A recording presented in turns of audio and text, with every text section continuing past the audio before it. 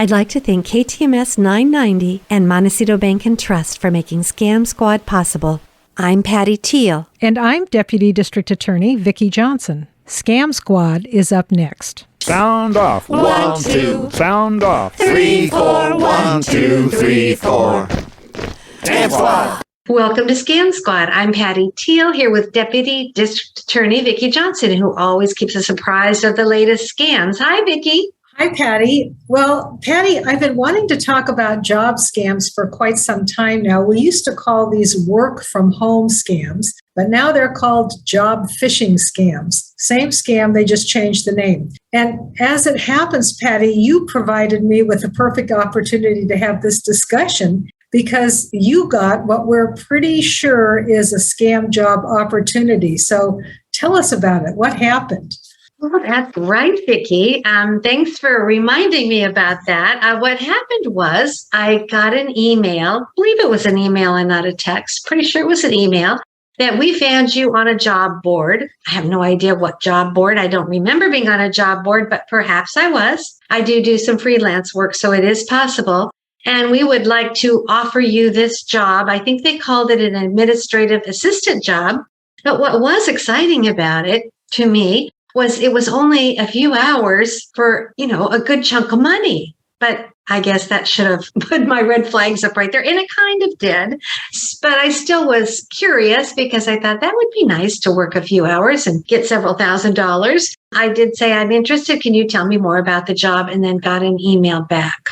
That's how it started. What were the provisions of the job? I mean, what were they offering and what was it that they wanted you to do? That's where it got a little vague to me because I wasn't exactly sure. I pulled it up again so I could look at the email. I guess they said that they were an art gallery in Denmark. And because they were in Denmark, but a lot of their customers were in the United States, she said they had difficulty making payments to them. So they ended up wanting somebody to process these payments.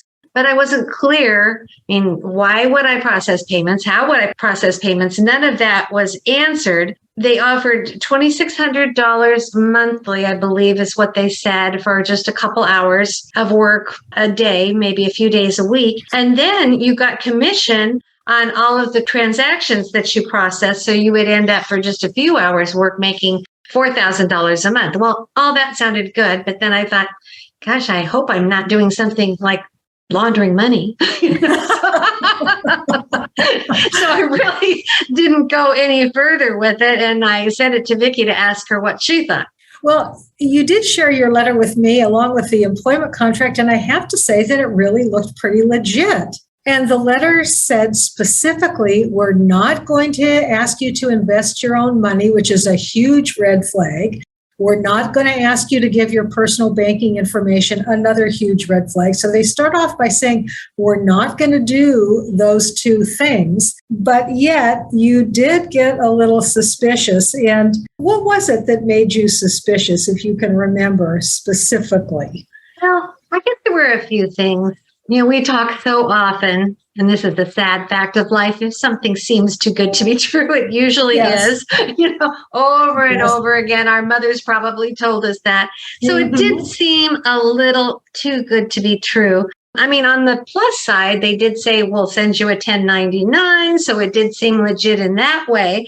But they wanted somebody to process payments. So I'm not even sure how I would process these payments. And why would they pick me? Why even would they need somebody to process payments? There's so many ways to do it. And we're such a global society nowadays where things can be processed through so many other methods. Why me to do this and getting a commission on processing it? So it was a little fishy, I would say. Yeah, and I'm reading through the letter here, and it was just a little bit vague. You were going to send invoices to the quote clients. They weren't going to ask for your banking information. You were going to get payment processing fees that were compensated instantly, deducted from the amount you received. So we really did decide that this looks like you're being recruited as a money launderer. And Patty, after looking at this letter, I decided to do a little digging to see what was going on.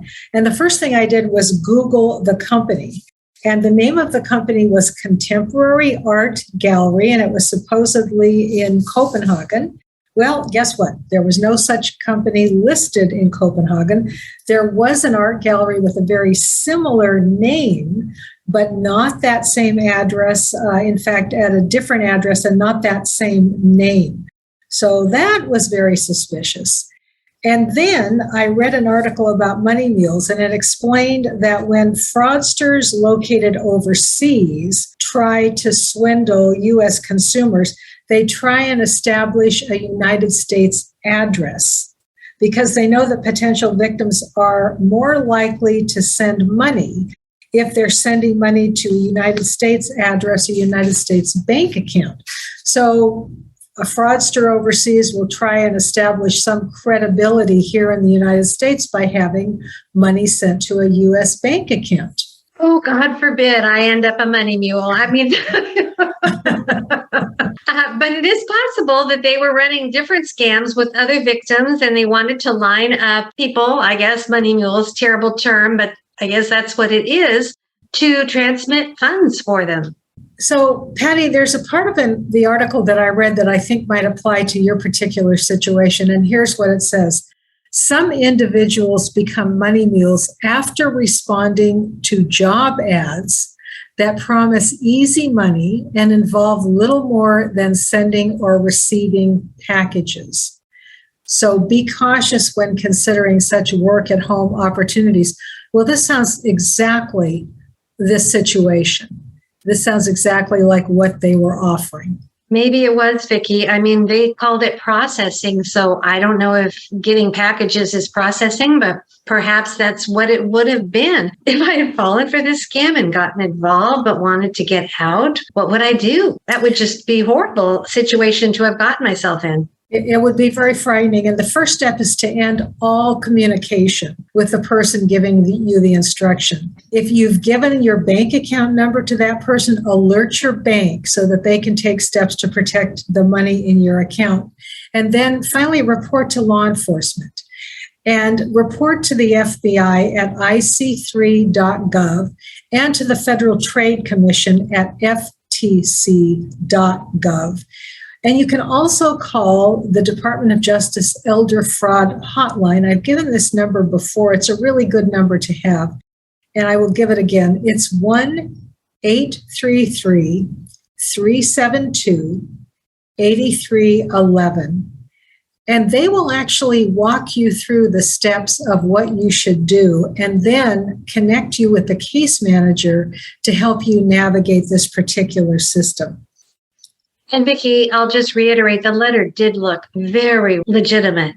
I want our listeners to protect themselves from this kind of scam. I keep going back to the adage, if it seems too good to be true, it probably is. But what else should we do to protect ourselves?